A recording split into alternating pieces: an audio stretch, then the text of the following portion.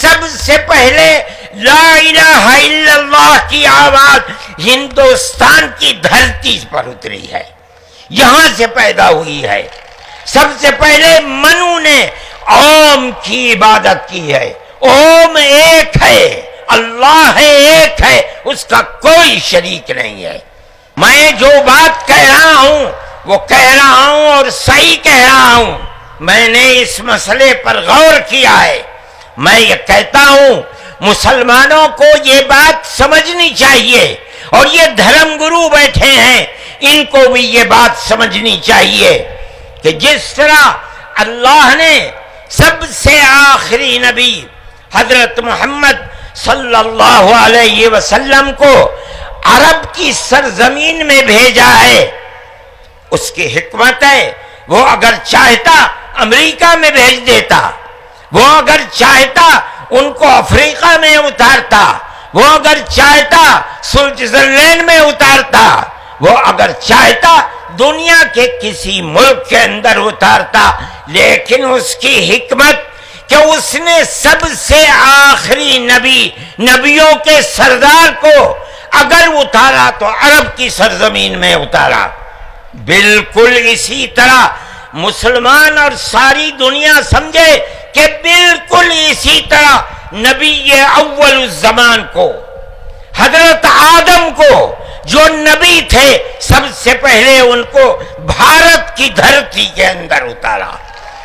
اگر وہ چاہتا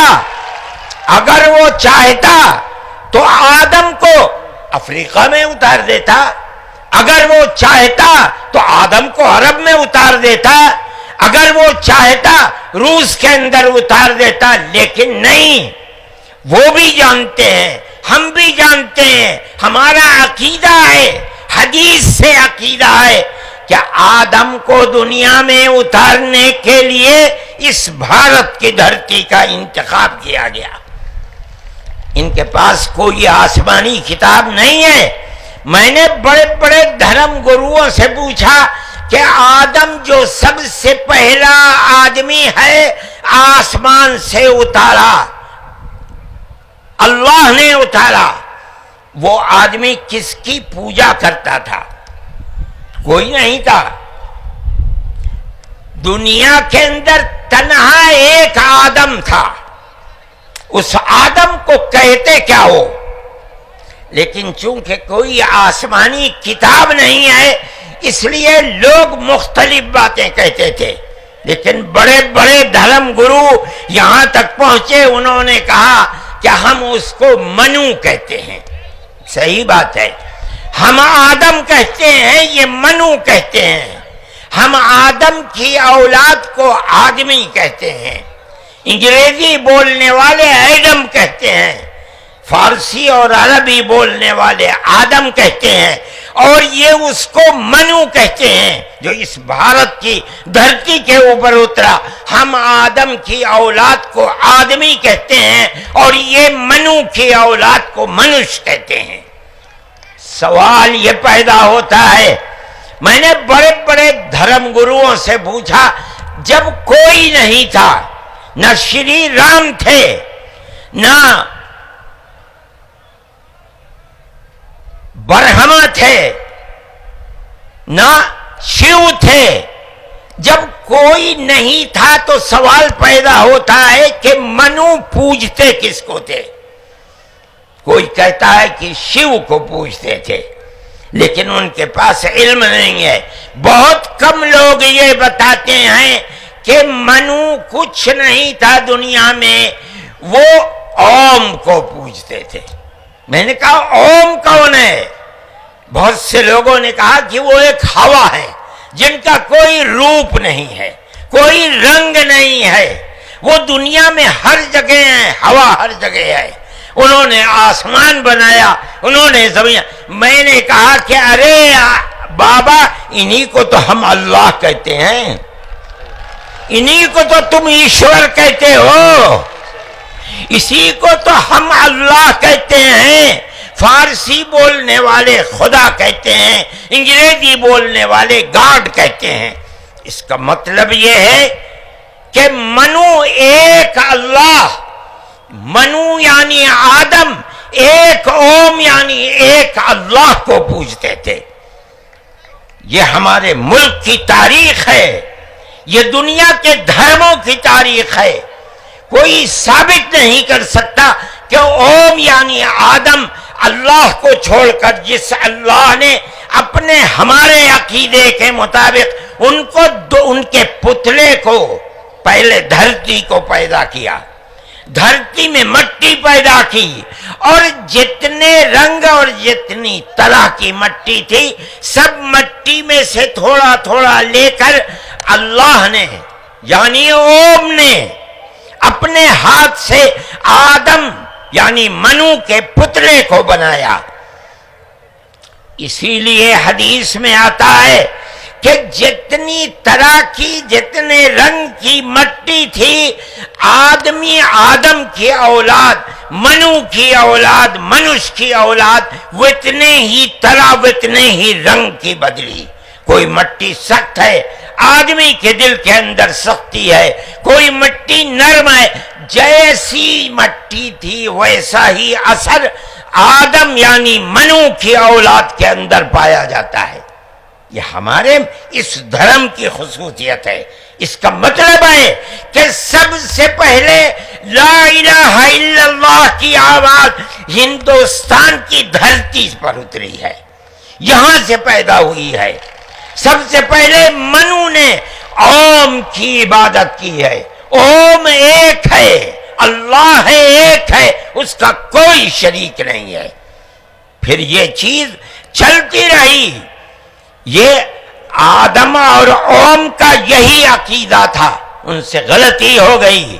ہمارا قرآن کہتا ہے وہ پریشان تھے کہ میں اپنے اللہ سے یعنی اوم سے، منو سے جو غلطی ہوئی ہے اپنے اوم اور اپنے اللہ سے معاف کیسے کراؤں۔ قرآن کہتا ہے اللہ نے ان کے دل کے اندر ڈالا، فَتَلَقَّى آدَمُ مِن رَبِّهِ كَلِمَاتٍ فَتَابَ عَلَيْهِ۔ وہ بات کیا تھی؟ قرآن کہتا ہے ربنا ظلمنا انفسنا وَإِن لَّمْ تَغْفِرْ لَنَا وَتَرْحَمْنَا لَنَكُونَنَّ مِنَ الْخَاسِرِينَ۔ اے میرے اور میری پتنی ہم وتی کے مالک پالنہار، ہم سے غلطی ہو گئی، ہم نے اپنے اوپر ظلم کر لیا۔ اے اوم، اے اللہ، اگر تو نے معاف نہیں کیا تو ہم بڑے ٹوٹے میں رہ جائیں گے۔ اس کا مطلب ہے کہ وہ ایک اوم ایک اللہ کی عبادت کرتے تھے۔ یہ اس دھرتی کی تاریخ ہے۔ نہ اس وقت شیو تھے، نہ رام تھے، نہ برہما تھے، کوئی نہیں تھا، تنہا آدم اور منو تھے۔ وہ جانتے تھے کہ ان کا پالنہار کون ہے، وہ ان کی عبادت کرتے تھے۔ پھر اس کے بعد ان کی اولاد چل پڑی اسی دھرتی کے اوپر، انہوں نے چراغ ایک اوم یعنی ایک اللہ کی عبادت کا اس بھارت کی دھرتی پر دنیا میں سب سے پہلے جلایا تھا۔ کچھ دنوں کے بعد وہ چلے گئے دنیا سے، اپنی اولاد کو یہ سبق دے کر گئے۔ ان کی اولاد جانتی تھی کہ پالنہار کون ہے۔ قرآن کے اندر دو بھائیوں کا ذکر آتا ہے، آدم کی اولاد، ایک دوسرے میں لڑائی ہو گئی۔ ایک نے کہا لا قتلنک، میں تجھے جان سے مار کر ہی دم لوں گا۔ یہ دنیا کے اندر ہمارے آقا حضرت محمد صلی اللہ علیہ وسلم فرماتے یہ دنیا میں سب سے پہلا قتل ہے۔ دوسرے بھائی نے کیا کہا؟ لئن بسطت الی یدک لتقتلنی ما انا بباسط یدی الیک لاقتلک۔ اے بھائی، اگر تو مجھے قتل کرے گا، ہاتھ بڑھائے گا، میں تو تجھے قتل کرنے کے لیے ہاتھ نہیں اٹھاؤں گا۔ کیوں؟ کہتا انی اخاف اللہ رب العالمین، میں اس اللہ سے، اس اوم سے جو سارے جہان کا پالنہار ہے، مجھے تو ڈر لگتا ہے۔ یہ کس نے بتایا کہ اللہ ہے اوم اور وہ ساری جہان کا پالنہار یہ وہی ہے جو باپ نے بتایا تھا، منو نے بتایا تھا، آدم نے سکھلایا تھا۔ آدم اس دنیا سے چلے گئے، 10 20 25 50 100 پیڑھیوں کے بعد اولاد بھول گئی سبق، دائیں بائیں ہونے، اللہ نے دوسرا نبی بھیج دیا۔ کس کو؟ حضرت شیس کو بھیجا۔ دنیا کہتی ہے کہ ان کی قبر اجودھیا کے اندر موجود ہے۔ انہوں نے چراغ جلایا، اپنا کوئی چراغ نہیں، وہی چراغ جو باپ نے جلایا تھا۔ کیا؟ اللہ ایک ہے، اوم ایک ہے، اس کے سوا کسی کی عبادت نہیں۔ وہ بھی چلے گئے دنیا سے، 10 20 25 50 پیڑھیوں کے بعد وہ بھی دائیں بائیں ہوئے۔ اللہ نے تیسرا نبی بھیج دیا حضرت ادریس کو۔ انہوں نے کیا بتایا؟ اپنا کوئی چراغ نہیں، دین کا وہی چراغ ہے جو آدم نے اس دھرتی کے اوپر جلایا تھا۔ کیا؟ اللہ ایک ہے، کوئی اس کا شریک نہیں۔